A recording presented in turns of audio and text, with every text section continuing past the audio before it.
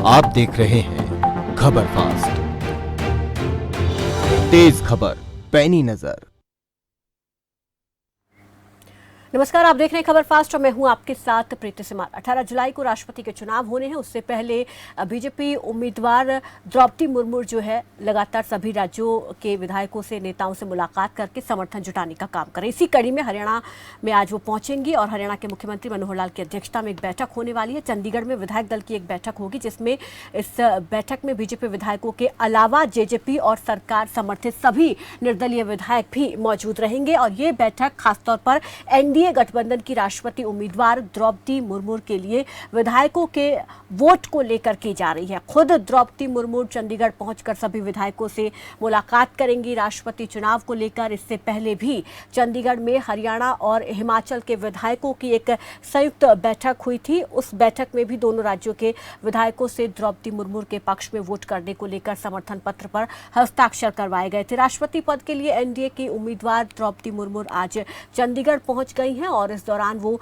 BJP, JJP और सरकार के सहयोगी निर्दलीय विधायकों से वोटों की अपील करेंगी। द्रौपदी मुर्मू मुख्यमंत्री मनोहर लाल, डिप्टी सीएम दुष्यंत चौटाला, हरियाणा के मंत्रियों, सांसदों और विधायकों से मुलाकात करेंगे और इसी के साथ वो सभी से वोटों की अपील भी करेंगी। माना जा रहा है कि प्रदेश सरकार के विधायक दल की बैठक में आगामी पंचायत चुनावों को लेकर भी इसमें चर्चा हो सकती है। शहरी निकाय चुनाव के परिणाम से उत्साहित भारतीय जनता पार्टी पंचायत चुनाव भी सिंबल पर लड़ सकती है। बीजेपी की राज्य स्तरीय चुनाव समिति में बनने पर बीजेपी जिला परिषद का चुनाव पार्टी सिंबल पर लड़ने का फैसला इसमें लिया गया है। और हालांकि चंडीगढ़ में होने वाली बैठक में इसे लेकर कोई फैसला लेने की उम्मीद अभी नहीं है, लेकिन माना जा रहा है कि इस प्रस्ताव को लेकर चर्चा जरूर हो सकती है, क्या सिंबल पर चुनाव, पंचायत चुनाव लड़ने हैं या नहीं। लेकिन सबसे अहम यहाँ पर यह है क्योंकि 18 जुलाई को राष्ट्रपति चुनाव होना है, तो यहाँ पर जो एनडीए की उम्मीदवार हैं द्रौपदी मुर्मू, वो लगातार समर्थन जुटाने का काम कर रही है। इसी कड़ी में आज वो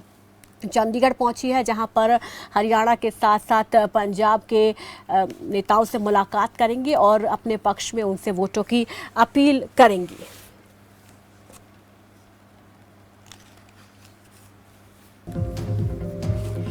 तो द्रौपदी मुर्मू कौन है, जरा उस पर एक नजर डालते हैं। आदिवासी परिवार में जन्मी है द्रौपदी मुर्मू की शुरुआत रायरंगपुर 1957 में बीजेपी के राज्य एसटी मोर्चा का वाइस प्रेसिडेंट उन्हें बनाया गया। उड़ीसा की रायरंगपुर विधानसभा सीट से विधायक बनी। फिर 2004 से 2009 तक द्रौपदी मुर्मू दोबारा से विधायक बनी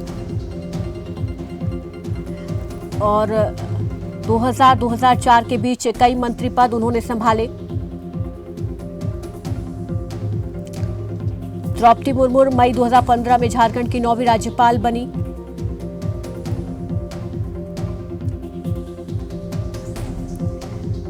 साल 2012 में पीए संगमा ने राष्ट्रपति का चुनाव लड़ा था। पीए संगमा गारो जनजाति समाज से आते थे।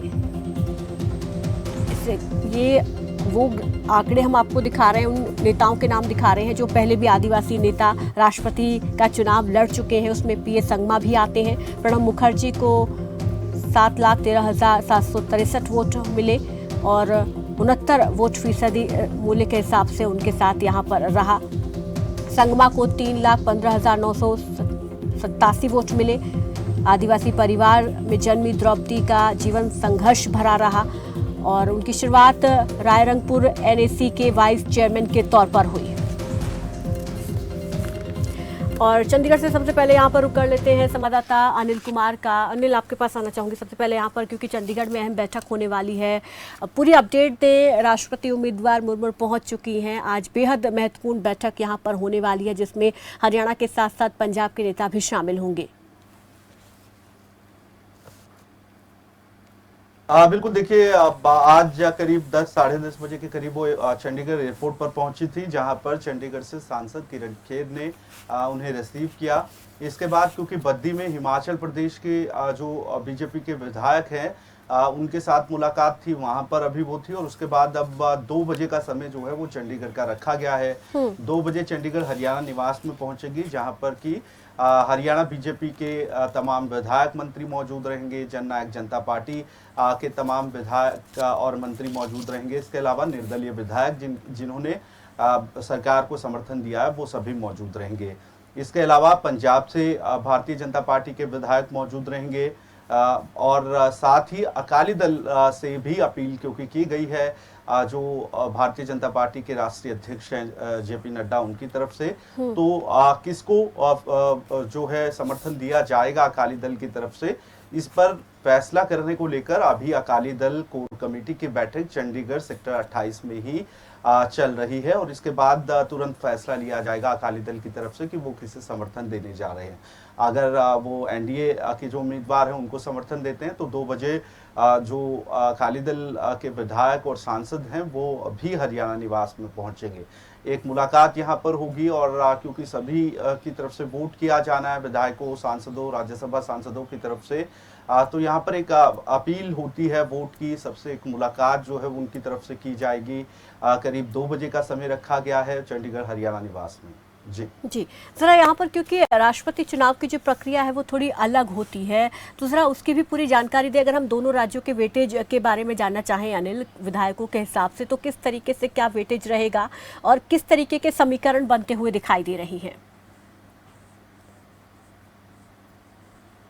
बिल्कुल, देखिए अगर हरियाणा की बात की जाए तो हरियाणा में अधिकतर वोट जो हैं सांसदों की, क्योंकि सभी 10 सीटें भारतीय जनता पार्टी के पास हैं, तो सभी 10 सीटों पर फिलहाल जो वोटिंग होनी है वो एनडीए उम्मीदवार को जाएगी। इसके अलावा राज्यसभा सीटों की बात कर ली जाए तो राज्यसभा सीटों में एक सीट को छोड़ दिया जाए जिसमें दीपेंद्र हुड्डा राज्यसभा पहुंचे थे। उसके अलावा एक निर्दलीय उम्मीदवार हाल ही में गए। इससे पहले 2 भारतीय जनता पार्टी के भी राज्यसभा में सांसद हैं, ये भी वोट जो है उन्हें जाएगी। इसके अलावा अगर विधायकों के आंकड़े की बात कर ली जाए तो फिलहाल 40 के करीब भारतीय जनता पार्टी के जो विधायक हैं उनकी सीधी वोट यहाँ पर जाएगी। इसके अलावा जननायक जनता पार्टी के 10 जो विधायक हैं उनकी वोट भी जाएगी और 6 से 7 जो निर्दलीय विधायक है, 6 के करीब जो निर्दलीय विधायक भी उनका स्पष्ट है, उनकी वोट भी उनकी तरफ जाएगी। तो हरियाणा से बात की जाए तो मैक्सिमम वोट्स जो है वो उनकी तरफ ही एनडीए जो उम्मीदवार हैं उनकी तरफ जाएगी। हालांकि पंजाब की बात कर ली जाए तो पंजाब में फिलहाल विधानसभा का ये जो चुनाव रहा वो काफी बेहतर नहीं रहा भारतीय जनता पार्टी के लिहाज से, और अभी से पहले इस चुनाव में भारतीय जनता पार्टी और अकाली दल ने अलग अलग चुनाव लड़ा था, साथ नहीं थे। 2 अलग अलग चुनाव में भारतीय जनता पार्टी की महज 2 सीट ले पाई थी और शिरोमणि अकाली दल की बात की जाए तो 3 सीटें जो हैं शिरोमणि अकाली दल के खाते में फिलहाल है। ऐसे में जो फिलहाल आंकड़े की बात की जाए तो 5 विधायकों का समर्थन रहेगा अगर शिरोमणि अकाली दल की तरफ से उन्हें समर्थन दे दिया जाता है। राज्यसभा सीटों की बात की जाए तो अभी राज्यसभा की जो सीटों पर वोटिंग हुई, इससे पहले 4 राज्यसभा के जो सांसद हैं वो आम आदमी पार्टी के निर्विरोध गए हैं राज्यसभा। उसके बाद 2 और जो उम्मीदवार हैं वो चुनावी मैदान में उतरे थे, वो भी निर्विरोध जो हैं राज्यसभा पहुंचे हैं। तो यहाँ पर पंजाब में अगर अकाली दल समर्थन करती है तो उसका फायदा होगा, क्योंकि अकाली दल के कई सांसद हैं, अगर वो वोट करेंगे तो उसका फायदा निश्चित तौर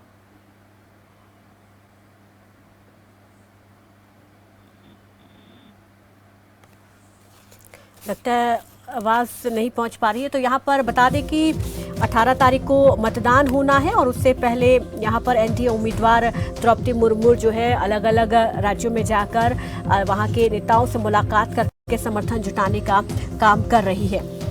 तो यहाँ पर वेटेज के हिसाब से जो राष्ट्रपति चुनाव का नतीजा आता है, 21 जुलाई को नतीजे आएंगे। राष्ट्रपति चुनाव के लिए कुल वेटेज 10,80,131 है और जिस भी उम्मीदवार को 5,40,065 से ज्यादा वेटेज मिलेगा वही इसमें जीतेगा। अनिल, अपनी बात पूरी कीजिए।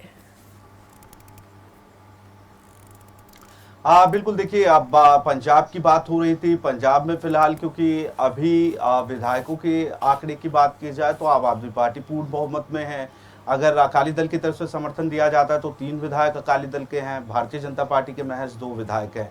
राज्यसभा में अभी पूरी संख्या की बात की जाए तो आम आदमी पार्टी के राज्यसभा में जो सांसद हैं वो हैं। लोकसभा की बात की जाए, अगर अकाली दल की तरफ से समर्थन दिया जाता है तो अकाली दल और बीजेपी के जो सांसद हैं उनकी तरफ से वोट किया जाएगा। तो यहाँ पर अभी कहीं ना कहीं तो अनिल ये माना जाए कि हरियाणा में राह आसान रहेगी, लेकिन कहीं ना कहीं पंजाब को लेकर अभी पूरी तरीके से तस्वीर क्लियर नहीं है। आम आदमी पार्टी का यहाँ पर किस तरीके का स्टैंड हो सकता है? क्या विपक्ष के साथ आम आदमी पार्टी जाएगी या यहाँ पर एनडीए उम्मीदवार के साथ? जी देखिए, ये अभी देखना होगा कि आम आदमी पार्टी की तरफ से क्या स्टैंड यहाँ पर लिया जाता है। उनकी तरफ से एनडीए उम्मीदवार को समर्थन किया जाएगा या नहीं किया जाएगा, इस पर देखना होगा। आम आदमी पार्टी क्या जो हाई कमान है उसकी तरफ से ये फैसला लिया जाना है और उसके बाद ही तमाम जो विधायक हैं, राज्यसभा के सांसद हैं पंजाब में, उनकी तरफ से वोट किया जाएगा। उसके बाद तय होगा कि वो एनडीए उम्मीदवार की तरफ जाएंगे या नहीं। जी बिल्कुल, इसमें और भी कहा जा रहा है कि ये एक अहम चीज़ रहने वाली है इस बैठक में, लेकिन पंचायत चुनावों को लेकर भी कुछ अहम फैसले इसमें लिए जा सकते हैं। स्थानीय निकायों को लेकर भी इसमें जो है फैसले लिए जाने की बात सामने आ रही है। देखिए, क्योंकि जब सभी पार्टियों के विधायक, जिसमें गठबंधन के सभी विधायक मौजूद रहेंगे, मंत्री मौजूद रहेंगे, इसके अलावा निर्दलीय विधायक मौजूद रहेंगे।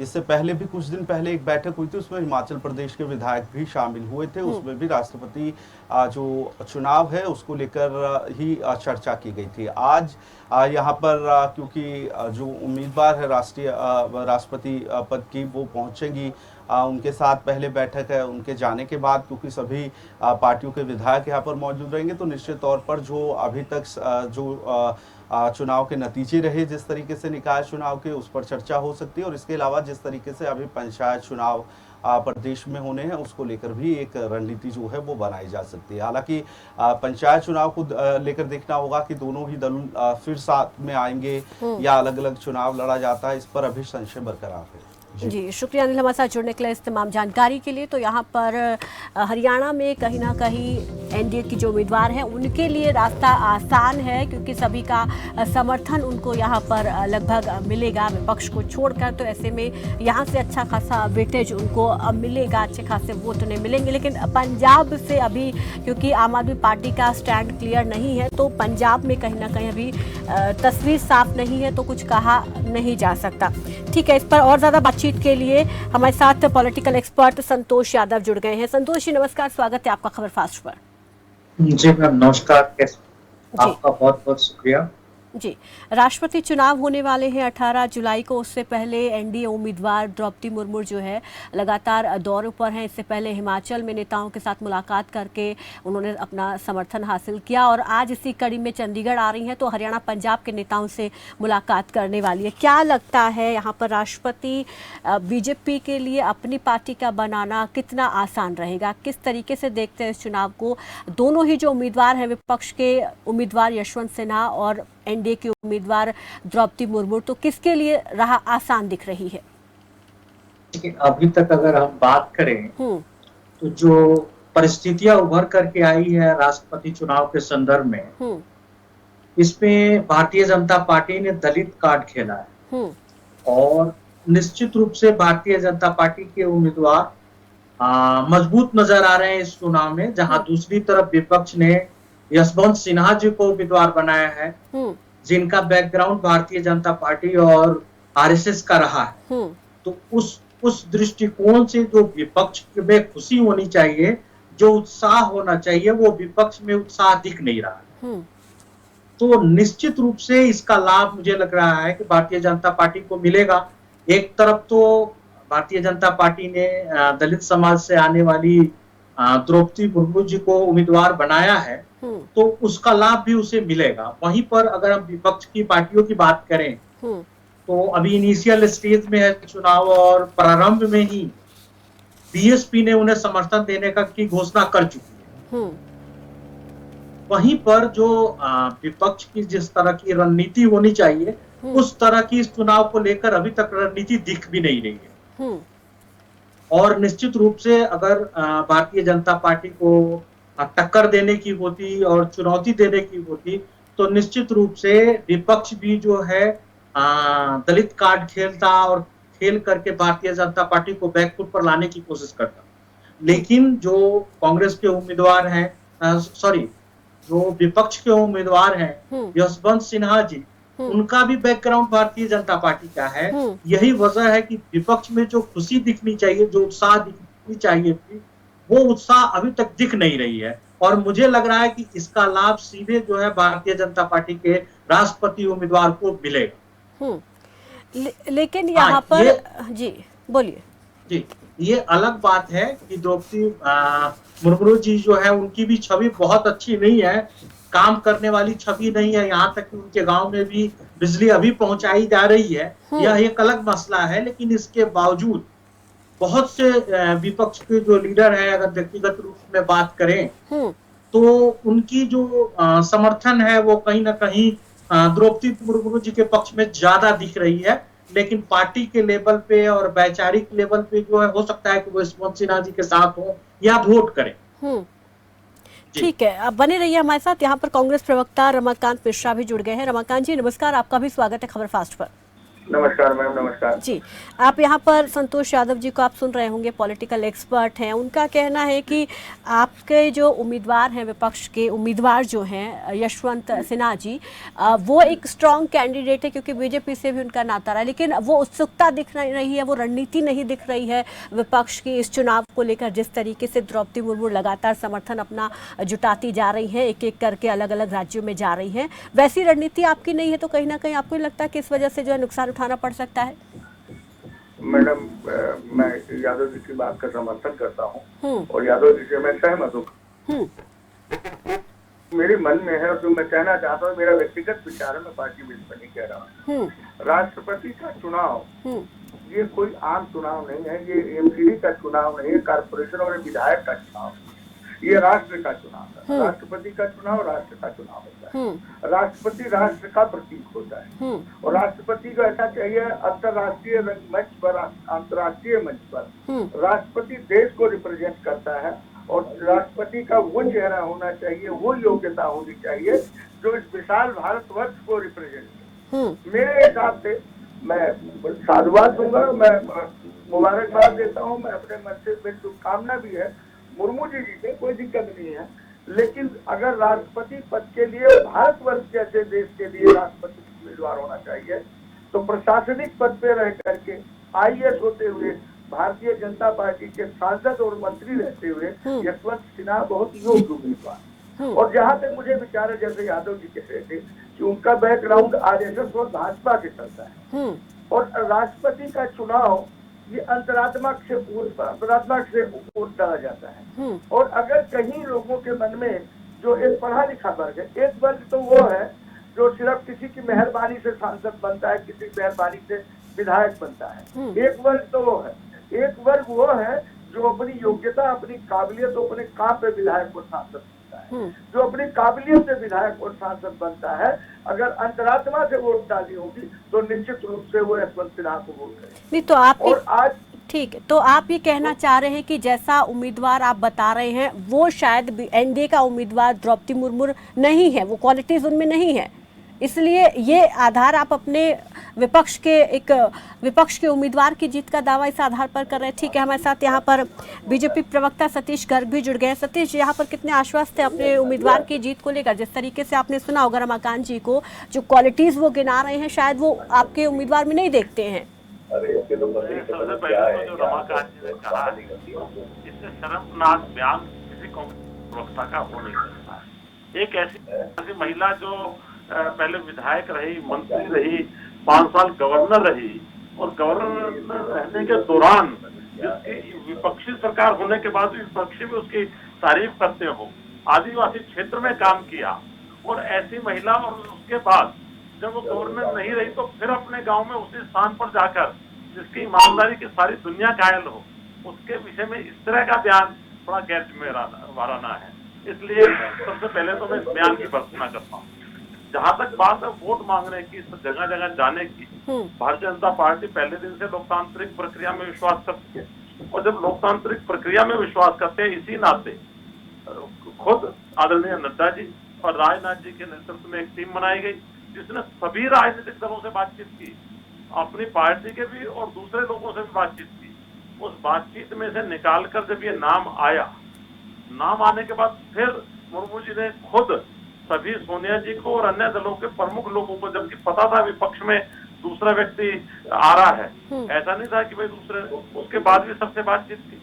और उसी लोकतांत्रिक प्रक्रिया के अंतर्गत आज पूरे देश में वो एनडीए के लगातार जो उनका उम्मीदवार है, टीम बनाकर मीटिंग्स कर रही हैं। कम से कम भी ये जरूर है कि जो लोग सुन रहे हैं उनको ये ध्यान आना चाहिए कि हमारा कैंडिडेट कौन है, उसकी बातचीत होनी चाहिए, उनके विषय में जो जानकारी चाहिए वो आना चाहिए, ताकि पार्टी के नाते वोट देने के अलग भी वो उसके बारे में दो बात जान सके, दो बात कह सके। उनके मन में अगर कोई संशय भी है तो दूर उसके इस नाते लोकतांत्रिक तरीके से काम करते हुए आज आदरणीय मुर्मू जी और जो कि संभावित राष्ट्रपति की बनने वाली हैं, और जैसे समीकरण है अगर समझा जाए तो आप नहीं जा पा रहे हैं या उसके साथ काम करने वाले लोग जरा बैकआउट से हुए दिखाई देते हैं, लेकिन वो पूरे देश में इस तरह का भ्रमण कर रही है, लोगों से वोट मांग रही है, और एक एक व्यक्ति तक, एक एक जिस पार्टी का एक विधायक भी है उससे भी एनडीए के लोग बातचीत कर रहे हैं। ठीक है, तो आप कहीं ना कहीं अपने उम्मीदवार की जीत को लेकर पूरी तरीके से आश्वस्त है। रमाकांत जी, यहाँ पर अगर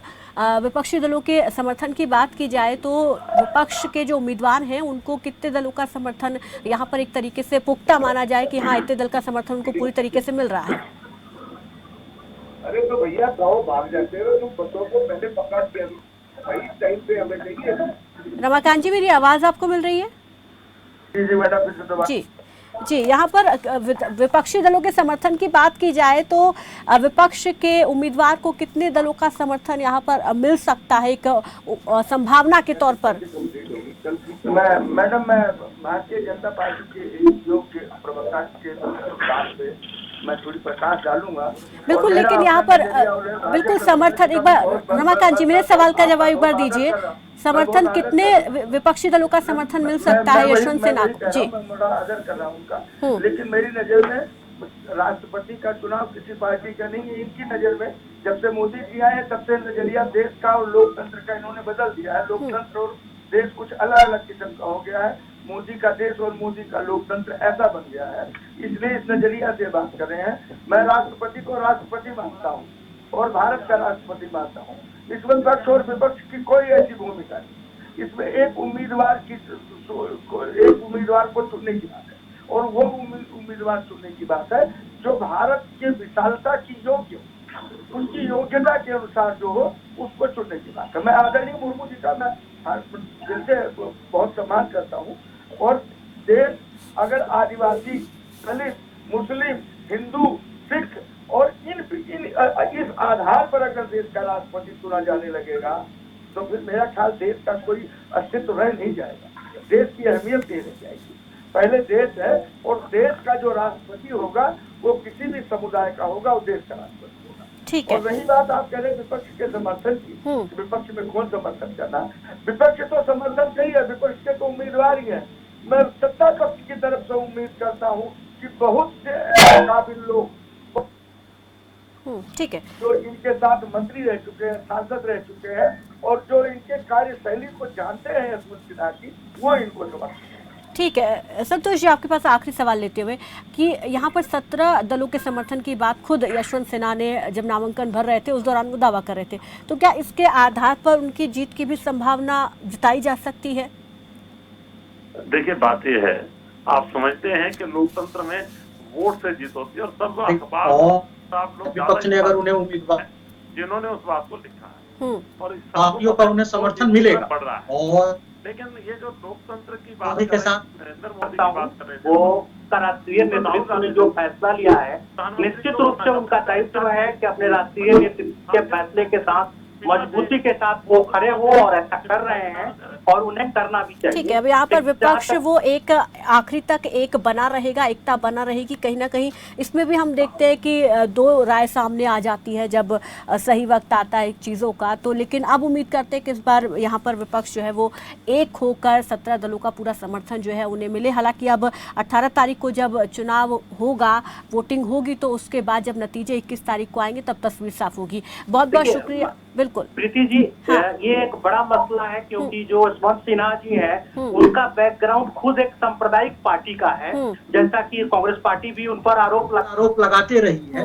तो निश्चित रूप से जो बातें रमाकांत जी कह रहे थे कि उनमें वो क्षमता है लेकर के चलने की, तो निश्चित रूप से विपक्ष के नेता इस मसले पर भी सोचेंगे। और द्रौपदी मुर्मू जी की बात करें तो उनका 2 प्लस पॉइंट है। पहला प्लस पॉइंट ये है कि वो एक महिला है। दूसरा उनका सबसे बड़ा प्लस पॉइंट है कि वो जो है सामाजिक समीकरणों में फिट बैठती, तो और निश्चित रूप से इसके उलट यशवंत सिन्हा जी के साथ है। और हो सकता है कि उनके बेटे भी जो है दलगत राजनीति के कारण उन्हें वोट नहीं दे पाए।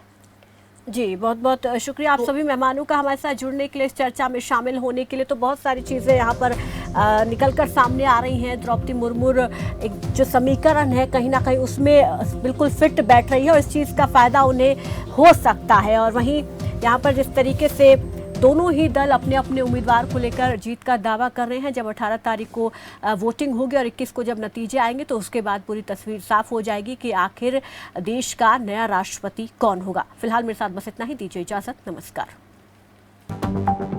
आप देख रहे हैं खबर फास्ट, तेज खबर, पैनी नजर।